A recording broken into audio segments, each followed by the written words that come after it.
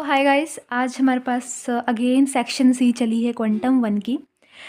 तो उसमें टॉपिक आता है हमारे पास, देखो आइंस्टाइन कोफिशिएंट्स क्या होते हैं। ठीक है, तो पहले आपको बता दूं, ऐसे नहीं करना है आपने अपने एमएससी में कि जो एचपी वाले बच्चे उनको बताती हूँ बेसिकली कि मतलब इम्पॉर्टेंट ही पढ़ना है। इम्पॉर्टेंट पढ़ के कोई फ़ायदा नहीं है, कुछ भी नहीं होने वाला। इम्पॉर्टेंट पढ़ोगे तो या तो पॉइंट पे मार्क्स आएंगे तुम्हारे, या तुम फेल हो जाओगे।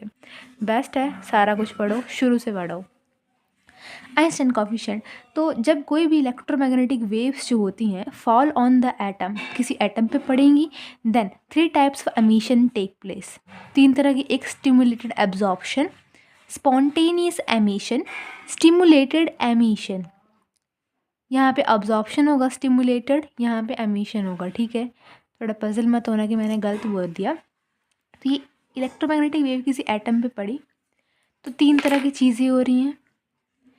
एमिशन यानी कि देखो, एक एक यहाँ को हो रहा है, एक नीचे को आ रही है, एक इस तरह जा रही है, इस तरह से एक ऊपर को। ये 3 तरह की चीज़ें हमारे पास होती हैं, राइट। ये N1 है, ये ऊपर N2 है, ये E1 है एनर्जी लेवल, ये E2 एनर्जी लेवल है, और ये एनर्जी H न्यू।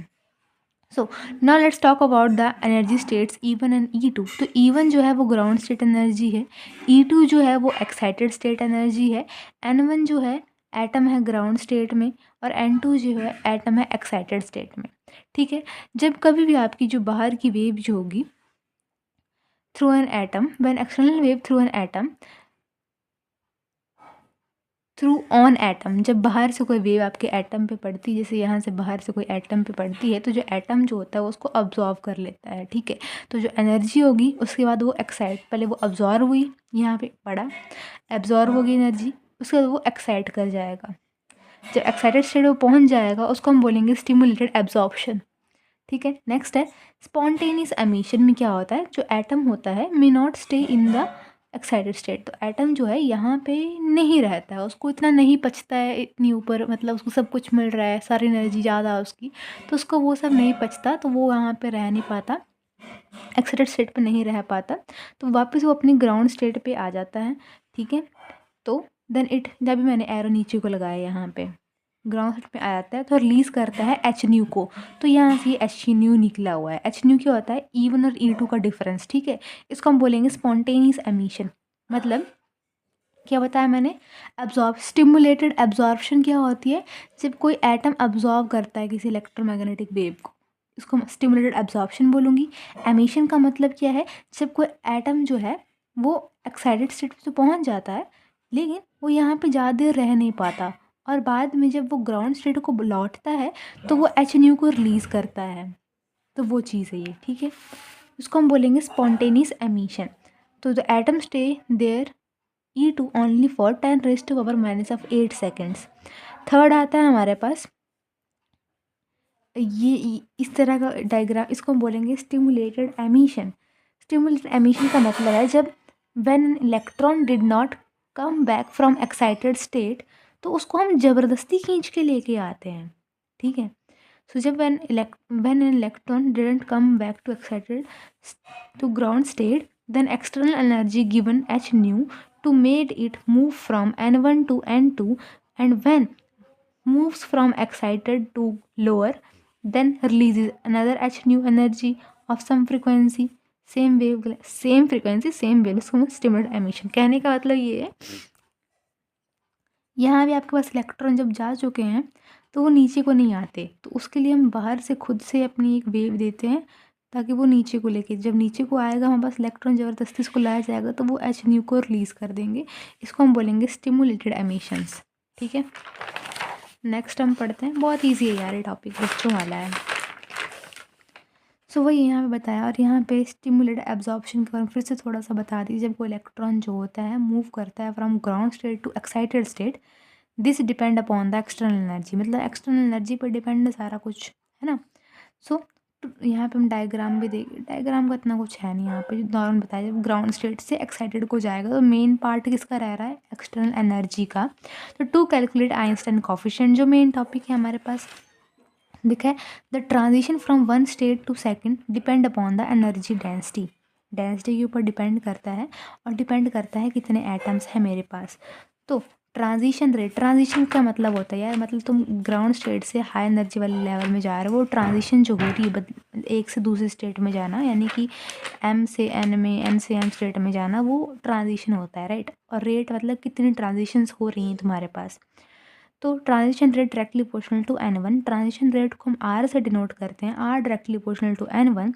सो n1 में हम लिखेंगे e और न्यू, इसका मतलब होता है एनर्जी डेंसिटी, ठीक है। तो कंबाइन जब हम करेंगे इनको तो r directly proportional to n1 और e न्यू, ठीक है। तो r of a is equals to r of a मान लेंगे, कोफिशिएंट्स देने पड़ेंगे ना मुझे, इज इक्वल्स टू ये हटा प्रोपोर्शनैलिटी V12 आ जाएगा और बाकी चीज़ें एज इट इज़। इनको हम बोलेंगे Einstein coefficient of stimulated absorption. ये वाला पार्ट चल रहा है जब आपस एटम अब्जॉर्ब करता है, ठीक है, वो वाला हिस्सा चला है यहाँ पे। सेकंड है आपके पास स्पॉन्टेनियस एमिशन। तो स्पॉन्टेनियस एमिशन में आप लोगों के पास क्या होगा, यहाँ पे इलेक्ट्रॉन जो होगा वो एक्साइटेड स्टेट में चला जाएगा और ग्राउंड स्टेट को जब आएगा, यानी कि यहाँ पे इलेक्ट्रॉन आपका एक्साइटेड स्टेट में चला जाता है और ग्राउंड स्टेट को वो खुद ब खुद ही आ जाता है, क्योंकि वो यहाँ पे ज़्यादा टाइम टिक नहीं पाता, उसको इतना कुछ अच्छा नहीं लगता यहाँ पे, वो वापस आ जाता है और एच न्यू को रिलीज़ करता है, उसको हम बोलते हैं स्पॉन्टेनियस एमिशन। ये मैंने आपको बताया था, ठीक है। सो यहाँ मैंने थोड़ा हिंदी में लिख दिया था, मेरे को उस टाइम समझ ना आया तो उस करके। सो यहाँ पे ट्रांजिशन रेट आर जो होता है वो डिपेंड करता है नंबर ऑफ़ एटम्स पे, ऑब्वियसली उन्हीं पे डिपेंड कर रहा है। एन टू के जितने भी एटम्स उन पर डिपेंड कर रहा है, ठीक है। 5 एटम होंगे तो 5 आएंगे, मतलब वही लिखा है, 10 होंगे तो 10 आएंगे, मतलब मेन चीज़ किसकी है, N2 की। यहाँ पे N2 बड़ा रोल प्ले कर रहा है यहाँ पे। दूसरी पे क्या डिपेंड करेगा, अगर रहने दो, इतना ठीक है, काफ़ी है। सो यहाँ पे transition rate directly proportional to N2, तो यहाँ पे R of E is equals to A21 और N2, इतने पे हम ख़त्म करते हैं। नेक्स्ट आता है हमारे पास तीसरा, स्टिमुलेटेड एमिशन। स्टिमुलेटेड एमिशन का क्या बताया मैंने आपको, यहाँ पे हमारे पास जो एटम है वापिस आ जाएगा, यहाँ पे यहाँ से वापस नहीं आना चाहता है, लेकिन हम बाहर से खुद एक एनर्जी दे रहे हैं ताकि उस एटम को हम बोल रहे हैं कि भाई नीचे आ जा, ज़्यादा यहाँ पे रह मत, राइट। तो उसको ज़बरदस्ती लेके आ रहे हैं हम इलेक्ट्रॉन को नीचे यहाँ पे। अब जब वो नीचे आ रहा है तब भी एच न्यू रिलीज़ कर रहा है, और इससे पहले हम खुद से एच न्यू लगा रहे हैं एनर्जी ताकि उसको नीचे लेके आए। जब नीचे आया तो एच न्यू उसने रिलीज़ करा। तो किस पर डिपेंड कर रहा होगा, इस पर डिपेंड कर रहा होगा कितने एटम है N2 में, और जो एक्सटर्नल एनर्जी, ये नहीं होती तो ये नीचे नहीं आता, है ना। So R transition directly proportional to N2 होगा, N2 मतलब E nu and H nu, तो ई N2 पे डिपेंड कर रहा है। एक प्रोपोर्शनैलिटी हटाए मैंने तो B21 आ जाएगा यहाँ पे, और ये क्या है, R of S of E, RSE है ये, पहले हमने RA लिया था फिर RE लिया, अब RSE ले रहे हैं, ठीक है। तो ट्रांजिशन रेट किसके बराबर हुए, RA is equals to RE, ये RE सेकंड वाला है स्पॉन्टेनियस एमिशन का, और RSE, ठीक है। तो ये सारी चीज़ें बताई हैं। तो from excited to ground state there are 2 values, 2 values हैं, ये अब्जॉर्प्शन की है, ये स्पॉन्टेनियस की है, स्टिमुलेटेड एमिशन की है। एब्जॉर्प्शन की ए ली है, एमिशन के साथ ई ही लिखा है, स्टिमुलेटेड एमिशन मतलब एस ऑफ ई लिखा है यहाँ पे।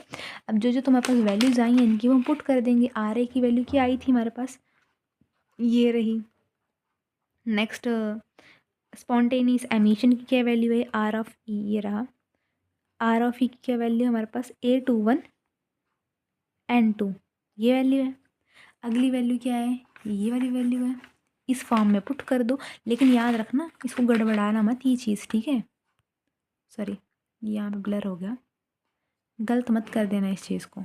तो जो वैल्यूज़ आ रही हैं पुट कर रहे हैं, देखो जो कॉमन हुआ ये लिए, यहाँ पे नॉर्मल सॉल्व करा यार, तो तुम कर सकते हो, है ना।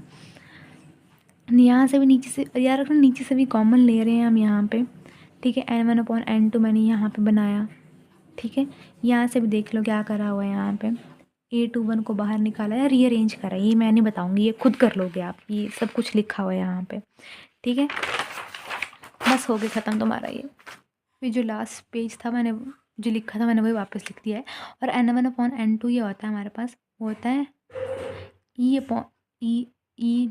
पता है ये चीज़ कहाँ से आई है, ये चीज़ हमने ना 3rd सेमेस्टर में पढ़ी थी कि ये फ्रैक्शनल पॉपुलेशन का फॉर्मूला रहता है कि जो N1 होता है हमारे पास, is N is directly proportional to epsilon of E upon K T, ये लिखा नहीं जा रहा मुझसे यहाँ पे, E epsilon of E upon K T होता है। तो ई क्या है, E to minus of E one. So N one upon N two ले रहे हैं, तो एन वन अपॉन एन मतलब कि N one upon N two, तो N one upon N two जो होगा आपके पास वो होगा एप्सिलॉन एक्सप्लेन क्या बोल रही हूँ मैं, exponential of e to minus e one upon k v T.